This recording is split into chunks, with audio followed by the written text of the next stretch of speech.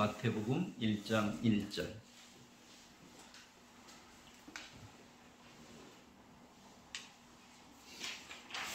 다 같이 봉독하도록 하겠습니다. 함께 읽도록 하겠습니다. 한 절이니까요.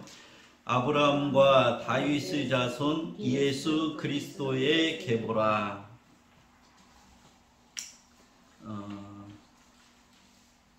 우리가 책을 쓰든지 이렇게 하면 제일 중요한 게 처음 시작을 어떻게 할 거냐 하는 고민을 많이 하게 됩니다. 그런데 구약 성경을 마치고 신약 성경을 시작하는데 오늘 우리가 다 같이 읽어본 아브라함과 다윗의 자손 예수 그리스도의 계보라 이렇게 시작하고 있거든요. 계보라는 말이 무슨 말인 거니? 우리식으로 얘기하면 족보다 그런 얘기. 족보. 쓸 말이 되게 많이 있을 텐데 신약 성경 처음을 족보로 시작한다는 것. 그게 참 놀랍다 그런 생각이 들어요. 성경을 우리들이 잘 이해하려면 사실은 족보를 잘 알아야 돼요. 우리 예수 믿는 사람들은 아니 무슨 족보가 무슨 필요해 이런 생각을 많이 하잖아요. 근데 사실은 구약 성경도 보면은 중요한 일들이 시작되거나 마칠 때마다 뭘로 하는 거니? 족보로 해요. 그래서 어떤 때는 아버지, 할아버지 이렇게 해서 3대를 딱 정리해 놓고 어떤 때는 또 5대를 정리해 놓고 어떤 때는 7대를 이런 식으로 해서 성경을 이해하려면 족보를 잘 이해하지 못하면 성경을 이해할 수가 없어요.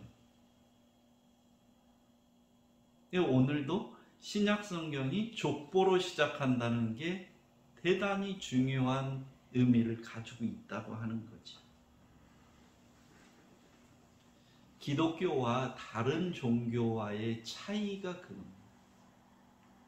그것을 오늘 신약 성경 처음이 족보로 시작하면서 우리에게 그것을 분명하게 이야기해 주고 있어요. 족보라는 것은 뭐예요? 내 아버지가 누구고 내 할아버지가 누구고 증조할아버지가 누구고 고조할아버지가 누구고 이렇게 해서 쭉 자기의 뿌리를 이야기해 주는 게 족보잖아요. 그죠? 곧 그 가문의 역사라고 얘기할 수 있겠죠. 기독교가 다른 종교와 다른 점이 뭔 거니? 성경은 다른 것을 기록하는 게 아니라 역사를 기록하고 있다는 얘기예요. 다른 말로 하면 있는 사실 그것을 그대로 기록하고 있다는 얘기예요. 불교의 경전이나 유교의 사서삼경이나 이런 것은 역사를 기록하지 않아요. 무엇을 기록하냐면 사람들이 깨달은 것을 기록해 주고 있어요.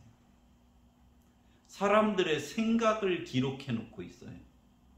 그래서 공자님 말씀, 부처님 말씀 이런 것을 보면은 정말로 훌륭하고 좋은 이야기들을 많이 기록해 놨어요. 어떻게 보면 성경보다도 더 좋은 이야기들을 많이 기록하고 있어요. 고상한 교훈들, 사람들이 깨달은 그 깨달음들 이런 것들을 기록해 주고 있어요. 근데 성경은 읽어보면은 그렇게 심오하거나 깊이 있거나 무슨 대단한 그런 이야기를 기록하고 있지 않아요. 그냥 있었던 그 사실 그것을 기록하고 있어요. 기독교와 다른 종교와의 차이가 그거예요. 그냥 다른 종교들은 인간이 생각할 수 있는 것, 생각한 것, 자기가 느낀 것, 자기가 본 것, 아는 것, 이런 것들을 기록하고 있지만 성경은 그런 거와 상관없이 족보, 역사, 있는 그대로의 이야기를 기록하고 있다는 게 중요하다는 거예요. 그래서 역사라고 하는 것은, 사실이라고 하는 것은 시간이 지나고도 어떻게 그런 일이 있었는지 없었는지를 확인해 볼 수 있어요. 누구라도. 그렇기 때문에 성경은 너무너무 쉬운 이야기예요. 깊이 생각할 그런 필요가 거의 없는 이야기예요. 사람들, 예수님을 따라다니는 사람들이 무슨 그 당시에 아주 학벌이 뛰어나고 아주 그 사회에서 대우받고 유명하고 이런 사람들이 아니라 일자무식이고 가난하고 아무것도 모르는 사람들이 따라다니면서도 다 알 수 있는 그런 이야기들을 기록해놨단 말이죠. 그래서 성경은 어떻게 보면 너무너무 쉬운 이야기를 하고 있는 이야기란 말이죠. 그런데 그 쉬운 이야기를 사람들은 별로 관심이 없기 때문에 그 쉬운 이야기조차도 제대로 깨닫고 있지 못하다는 거예요. 요즘 사람들은 더더욱 그래요. 오늘 성경을 보면서 대단히 중요한 얘기가 있는데 무슨 얘기냐면 예수 그리스도의 족보다 이렇게 얘기하고 있어요. 예수라는 말은 여기 있는 김종태, 누구 이렇게 얘기하듯이 이름이에요. 홍길동, 철수, 영희 이렇게 우리가 일상에서 부르던 사람의 이름이에요. 근데 예수에게 붙은 별칭이 하나가 있는데 그게 뭔거니? 그리스도예요. 마태복음을 쭉 보면 이 그리스도라는 말을 많이 쓰지 않아요. 예수님이 처음 태어날 때 탄생과 관련되어서 그리스도라는 말을 쓰다가 예수님께서 공식적으로 공생애를 예수님이 이제 이 세상의 구세주로서 활동을 공식적으로 하시면서는 그리스도라는 말을 전혀 쓰지 않아요. 예수라는 말만 써요. 근데 이 사람들이 예수를 그리스도라고 아는 사람이 없어요. 근데 족보는 오늘 처음 시작하는 족보는 분명히 뭐라고 얘기하는 거니? 예수는 그리스도라고 시작해요. 그리고 18절에도 보면 예수 그리스도의 나심은 이러하니라 이렇게 얘기해요. 16절에도 보면 마리아에게서 그리스도라 칭하는 예수가 났다. 그리스도라고 불리우는 예수가 났다. 그리고 오늘 족보를 정리하는 17절에 보면 아브라함부터 다윗까지 연례되어 다윗부터 바벨론으로 사로잡혀갈 때까지 연례되어 바벨론으로 사로잡혀간 후부터 누구까지? 그리스도까지 열례되다. 이렇게 얘기하면서 의도적으로 예수라고 하지 않고 그리스도라는 말을 의도적으로 쓰고 있는 거에 대해서 사람들이 잘 모른다는 거죠. 왜 족보를 시작하면서 그냥 우리 인간적인 생각으로 한다면 이걸 어떻게 시작해야 맞는 거니? 아브라함과 다윗의 자손 예수의 족보다 이렇게 하는 게 맞는 거예요. 근데 여기에다가 예수 그리스도의 족보다 이렇게 시작을 하고 있고, 이 족보를 정리하는 요약해주는 17절에 가서는 예수라는 말을 슬쩍 빼고 그리스도까지 열례되라 이렇게 얘기한다. 그리고 뒤에 가보면 더 재미있어요. 사람들이 뭐라고 묻는 거니? 예수님의 탄생을 보고 온 사람들이 2장 2절에 가면 뭐라고 묻는 거니요? 동방에서, 우리가 이제 헤롯 왕 때의 동방에서 예수님 탄생하는 것을 별을 보고 이렇게 동방 박사들이 찾아왔다고 그랬잖아요. 그래갖고 예루살렘에 와가지고 동방 박사들이 묻는 말은 뭐라고 묻는 거니? 유대인의 왕으로 나신 이가 어디 계시냐 이렇게 얘기해요.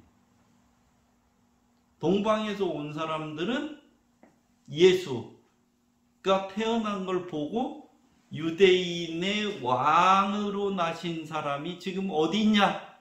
유대인의 왕이 탄생했다 이렇게 얘기한단 말이에요. 그러니까 이 당시의 왕이 누군 거니? 헤롯 왕이. 헤롯 왕이 이 얘기를 듣고 기분이 좋았을까요? 자기가 왕이고 자기 아들이 어떻게 해요? 당연히 이어서 이스라엘의 왕이 되어야 되잖아요. 왕이 될 거잖아요. 근데 무슨 얘기를 하는 거니?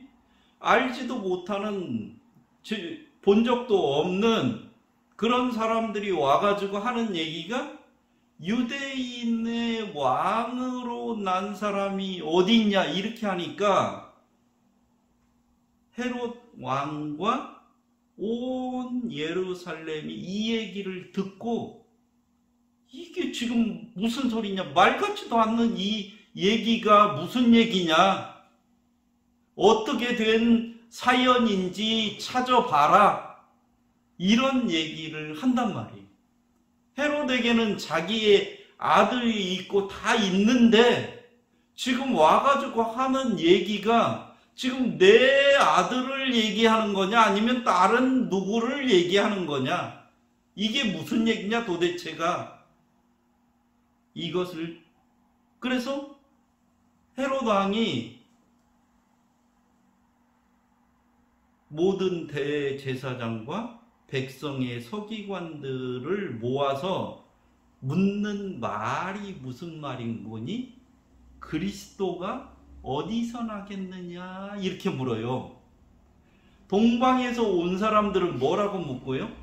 유대인의 왕이 어디에 계시냐 이렇게 묻는데, 헤롯 왕은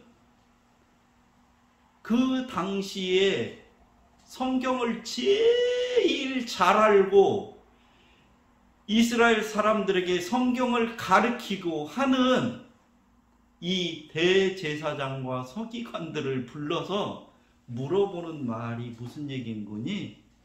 그리스도가 어디서 나겠느냐 이렇게 묻는다.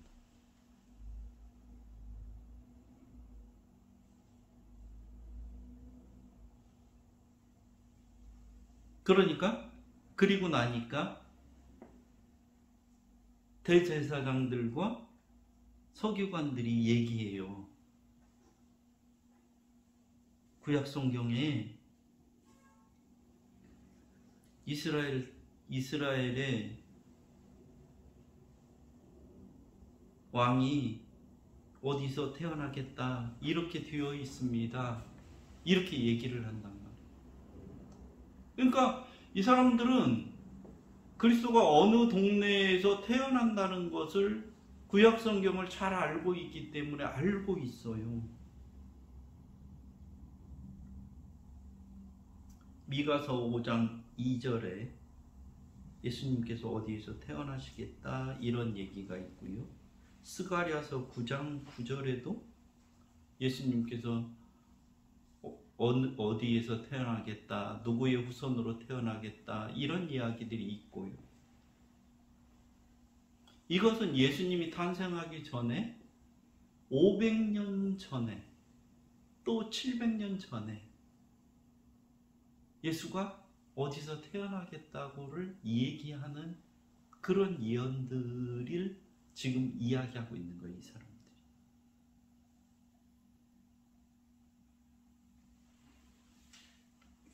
우리는 인간, 사람, 예수가 태어났는데, 사람이 태어났는데 지금 헤롯 왕은 누구라고 묻는 거니? 그것을 그리스도가 어디서 태어나느냐 이렇게 묻고 있다.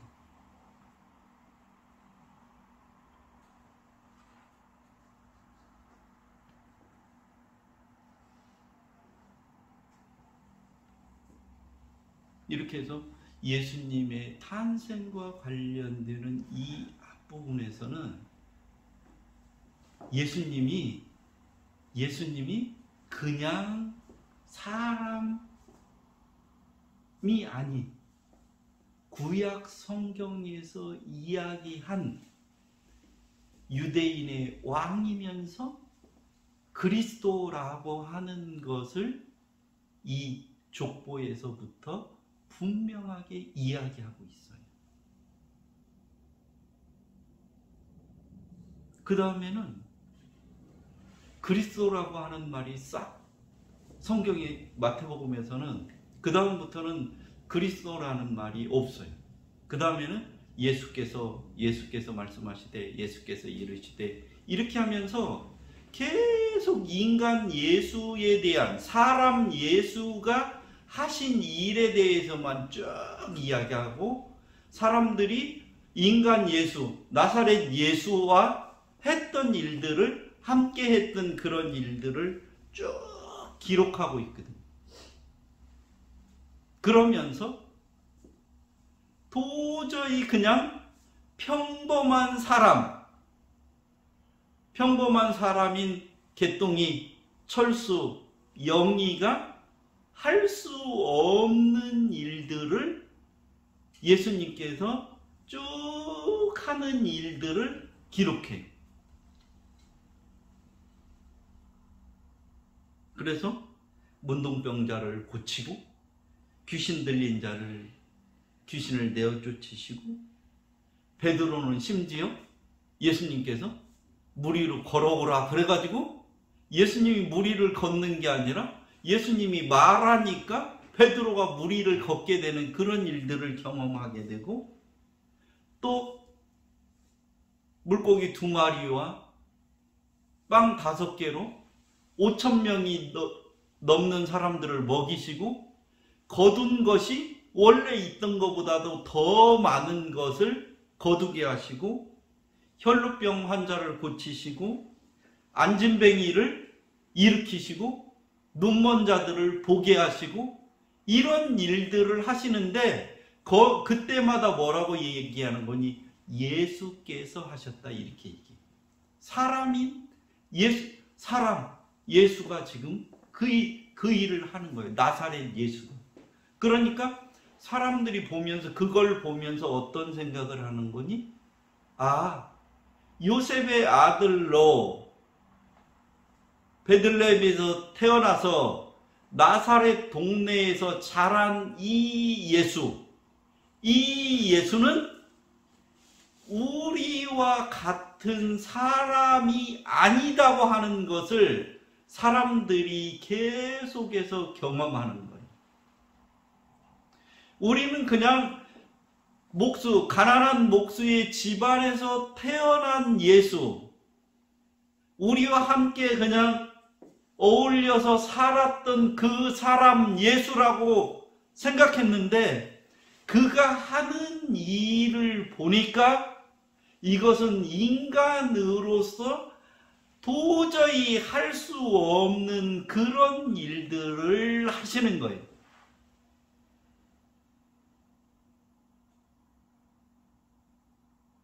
그래서 사람들이 이거 희한하다.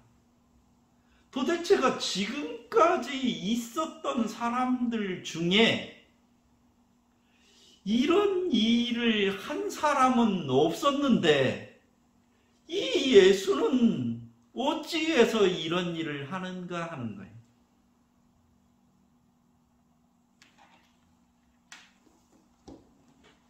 예수님은 그래서 제자들을 불러서 제자들과 함께 다니면서 직접 있었던 실제 예수님이 하셨던 그 일들을 한 명, 두 명이 아닌 12명의 제자들과 함께 다니면서 수많은 사람들 앞에서 수많은 사람들이 있는 가운데서 이런 일들을 하신단 말이에요. 은밀하게 어디 방구석에 앉아가지고 한 사람 두 사람한테 내가 너 이렇게 해줬어? 이게 아니라 모든 사람이 자기의 눈으로 볼 수 있도록 그 되어지는 일이 어떻게 되어지는지 왜 되어졌는지 그건 모르지만 하여간 내가 예수님 따라다니면서 빵 얻어먹었다 나 그런 경험을 다 사람들이 갖게 되는 그런 상황을 경험하게 되는 거예요. 그게 어디까지 가냐면 마태복음 16장까지 가요. 그래서 그때 예수님이 이제 그동안 예수님 제자들이 오랫동안 예수님 따라다녔잖아요. 예수님이 하시는 일을 오랫동안 보았잖아요. 많은 사람들도 경험했잖아요. 질병에서 노연하고 귀신이 떠나고 그래서 온전한 사람이 되고 이런 것을 경험한 수많은 사람들이 있잖아요.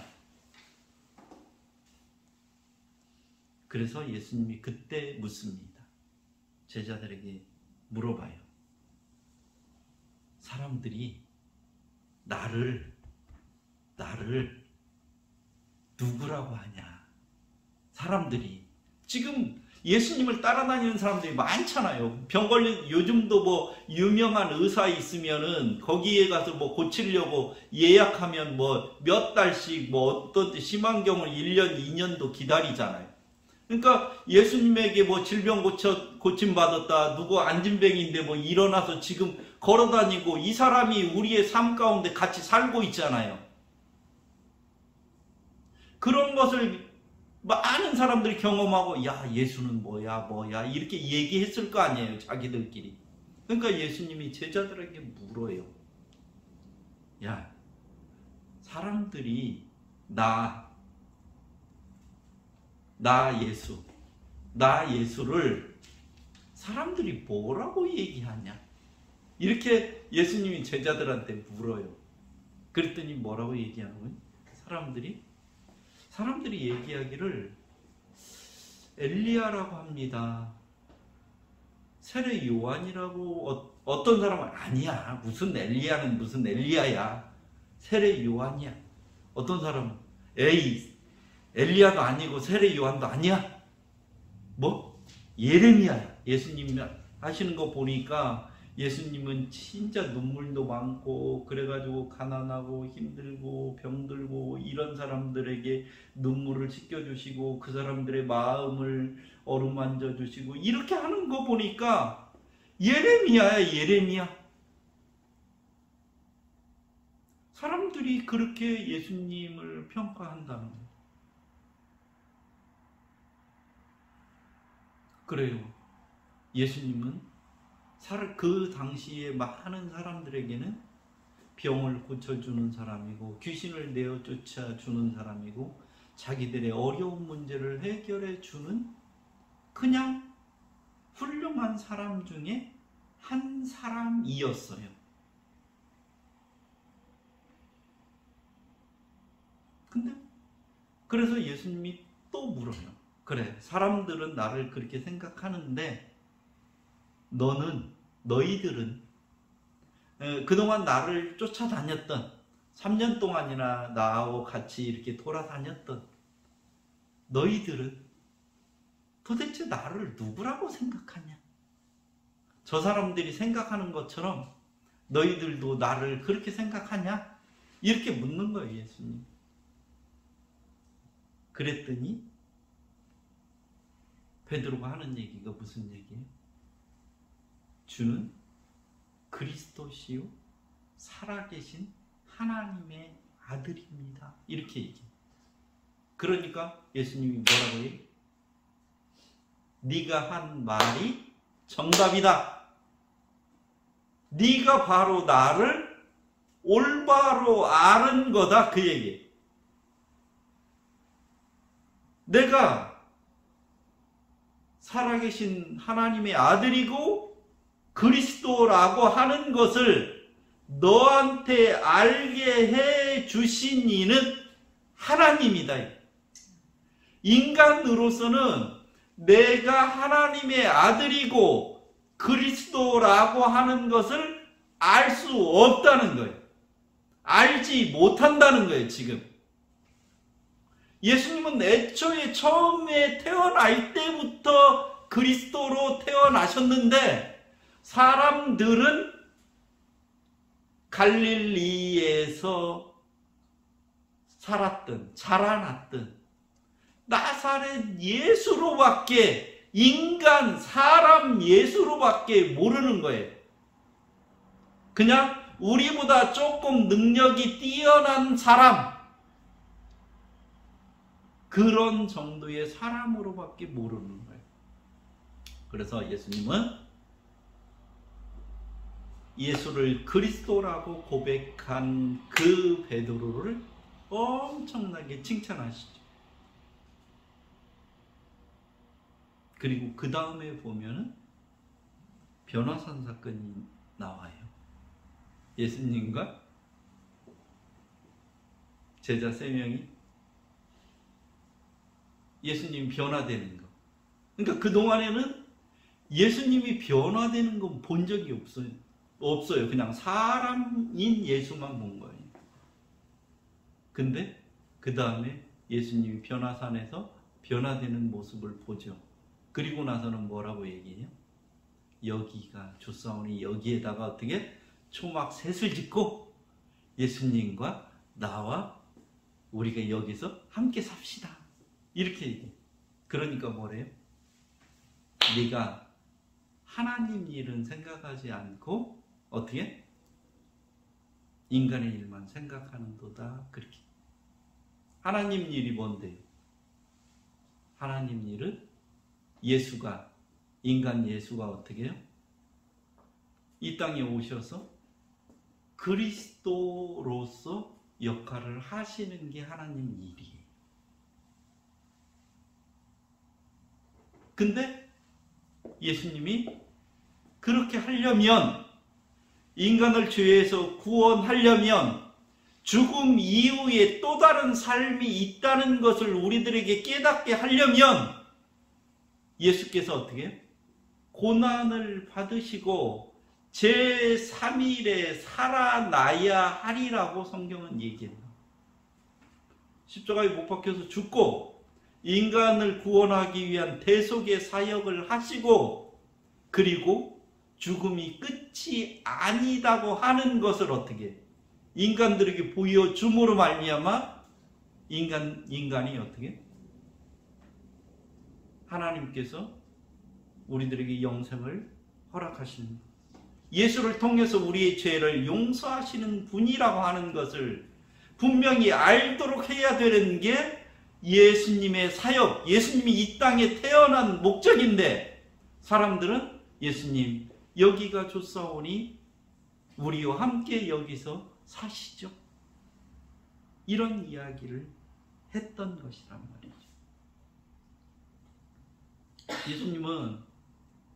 예수님이 십자가에 돌아가시기 일주일 전까지도 뭐라고 얘기하는 거니? 이런 제자들, 그러니까 고백은 주는 그리스도시요 살아계신 하나님의 아들입니다 라고 고백은 했지만 진짜 예수님이 어떤 분이신지를 잘 이해할 수 없었어요.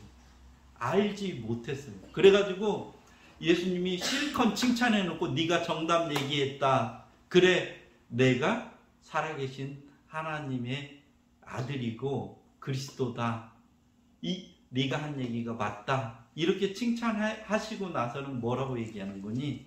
내가 그리스도인 것을 아무에게도 이야기하지 말아라. 이렇게 얘기해요. 예수님이 제자들한테 이제 예를 들면 알았어요. 예수님이 그리스도인 것을 알았으면 너희들이 만나는 사람마다 예수가 구세주다. 예수가 우리 죄에서 용서할 자다. 이렇게 전파하라고 얘기를 하셔야 맞는 것 같은데 예수님이 하시는 얘기가 무슨 얘기인 거니? 이 얘기를 내가 그리스도라고 하는 것을 이야기하지 말아라. 그렇게 얘기해요. 되게 이상하잖아요. 네가 정답 얘기했다. 그래 놓고 나서 그 정답을 사람들에게 이야기하지 말라고 얘기해요.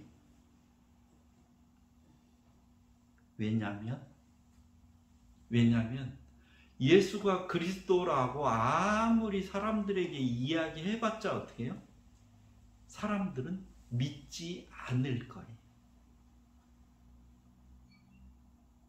예수가 왜 십자가에 달려 죽게 되냐면 예수가 그냥 예수로 살았으면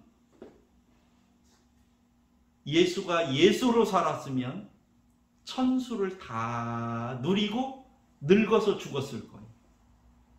예수님이 왜 죽냐면 예수님이 그리스도라고 하는 것 때문에 죽어요. 십자가에 죽는 이유가 예수가 그리스도라고 하는 것 때문에 죽게 되는 거예요. 예수가 나는 그리스도가 아니야. 나는 너희들과 똑같은 사람이야. 그랬으면 예수님은 안 죽었어요. 대제사장들이 묻습니다. 예수한테.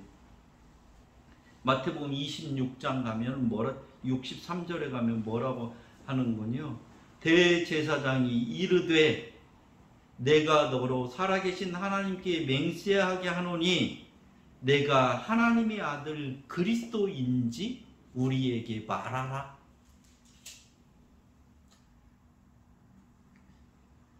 27장 22절 마태복음 27장 22절에 가면 빌라도가 이르되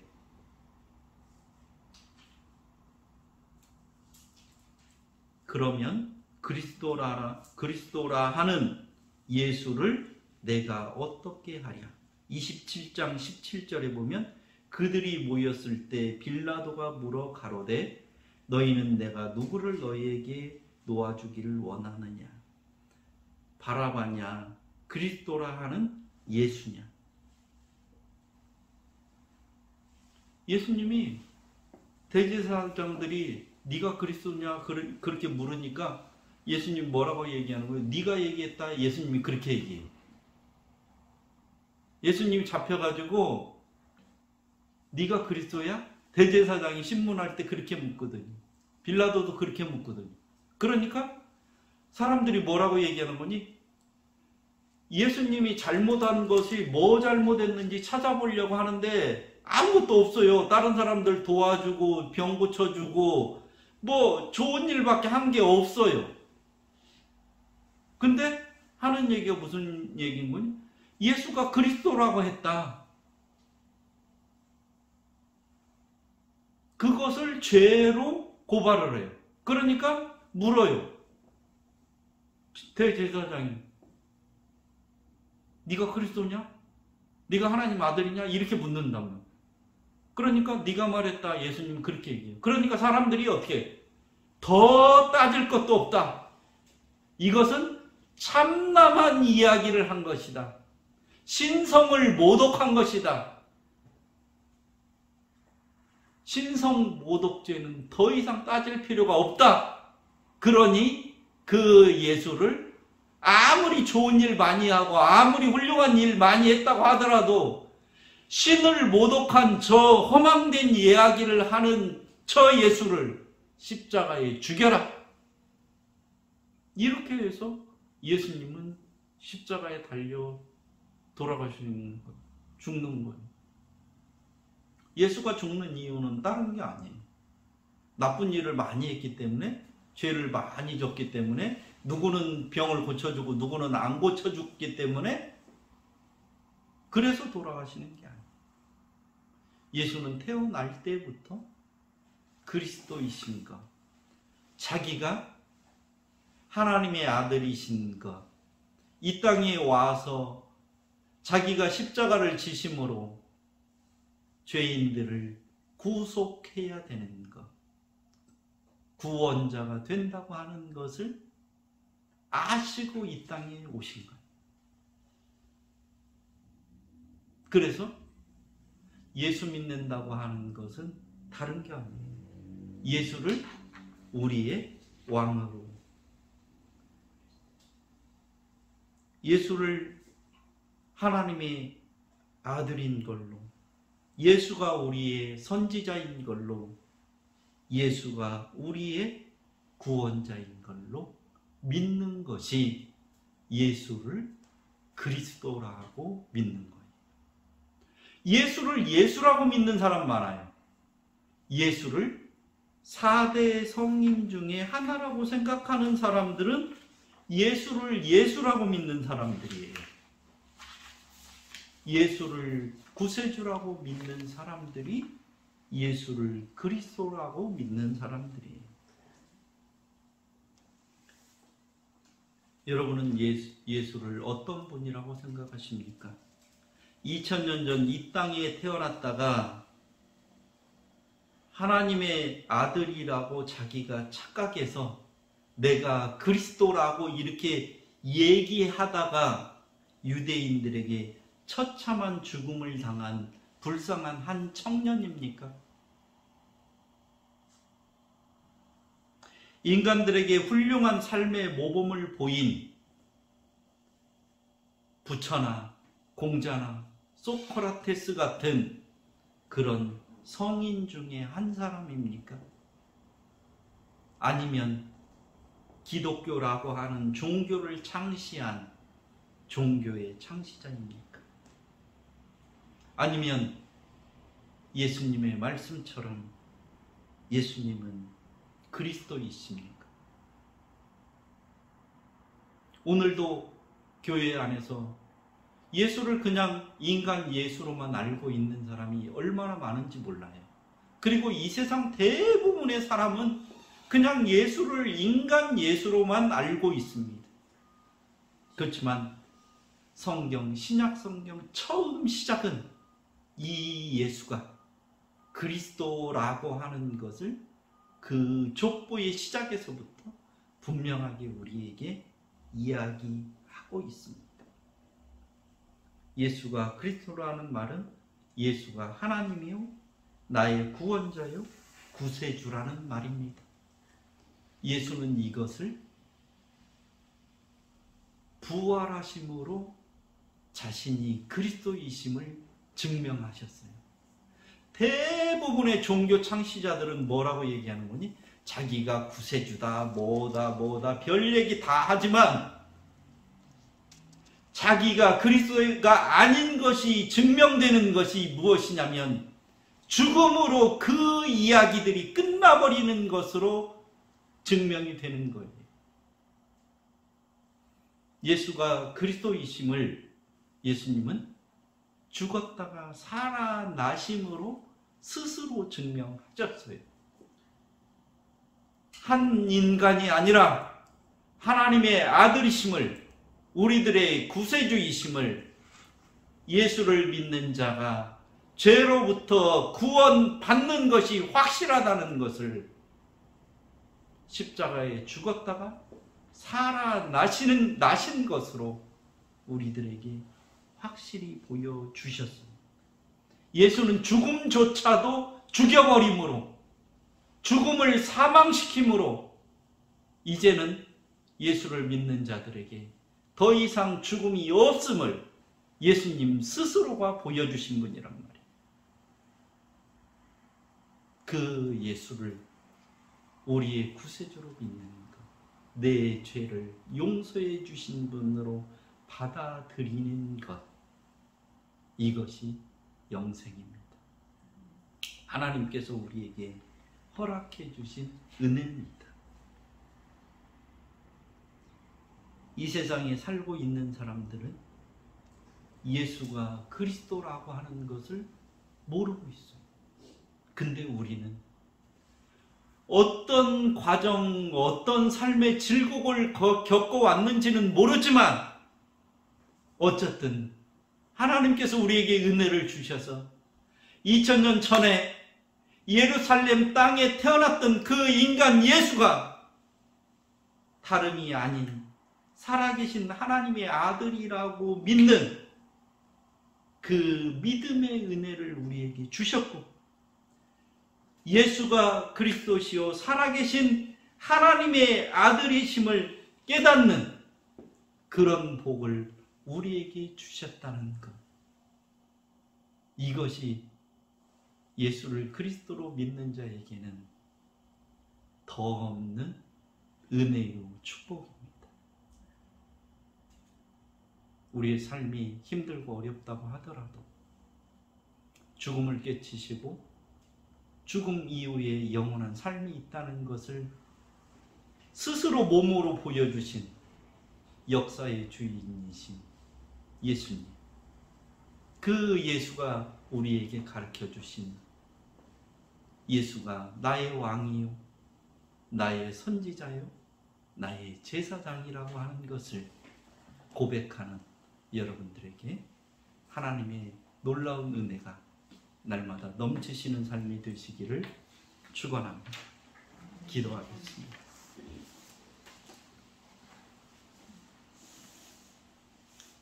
하나님 아버지, 예수님을 따라다녔던 사람들조차도 예수님이 이 땅의 불쌍한 영혼들을 구원하기 위해서 인간의 육신의 모습을 몸을 입고 이 땅에 오신 하나님이라고 하는 것, 구세주라고 하는 것을 눈으로 보고도 믿지 못했습니다. 하나님, 그렇지만 우리는 예수님이 십자가에 돌아가셨다가 부활하신 지 2000년이 더 지났음에도 불구하고 하나님께서 우리들에게 은혜를 베풀어 주셔서 예수를 우리의 구세주로 고백하게 하시고 우리의 왕으로 믿게 하시고 하나님 나라의 비밀을 우리에게 전해주시는 선지자로 믿고 그 말씀을 받아들일 수 있는 은혜를 우리에게 허락해 주심을 참으로 감사를 드립니다. 이 세상 살아나가는 동안에 하나님, 늘 우리의 삶 속에서 예수가 그리스도임을 고백하고 그것 때문에 하나님, 우리가 새로운 힘을 얻고 용기를 얻고 하나님의 사람으로 이 땅을 살아갈 수 있도록 주님께서 함께하여 주옵소서. 예수님의 이름으로 기도드립니다. 아멘.